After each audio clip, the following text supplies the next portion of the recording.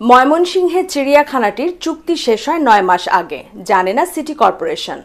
ময়মনসিংহ নগরের জয়নুল আবেদিন উদ্যানে অবৈধভাবে গড়ে ওঠা চিড়িয়াখানাটি ১০ বছরের জন্য ইজারা নিলেও সেটির মেয়াদ শেষ হয় ৯ মাস আগে, কিন্তু সেটি জানা ছিল না সিটি কর্পোরেশনের। ভালুকের শরীরে পচন ধরার ঘটনা আলোচনায় এলে এবং বন অধিদপ্তরের বন্যপ্রাণী অপরাধ দমন ইউনিট মিনি চিড়িয়াখানা বন্ধ করে দেওয়ার পর সামনে আসে বিষয়টি। ময়মনসিংহ সিটি কর্পোরেশনের সচিব সুমনা আল মজিদ আজ বুধবার সকালে দরপত্রের মাধ্যমে সর্বোচ্চ দরদাতাকে ৬ লাখ টাকায় ইজারা দেওয়া হয়েছিল চিড়িয়াখানাটি। গত বছরের জুনে ইজারার মেয়াদ শেষ হলেও ইজারাদারদের কেউ অদ্যাবধি আবেদন বা যোগাযোগ করেনি। সুমনা আল মজিদ বলেন, আমরা এখন আলোচনা করে আইন মোতাবেক ব্যবস্থা নেব, এটি আর কন্টিনিউ করব কিনা। জেলা প্রশাসনকে যুক্ত করে অন্যান্য সব স্টেক হোল্ডারদের সঙ্গে আলোচনা করে সিদ্ধান্ত নেওয়া হবে।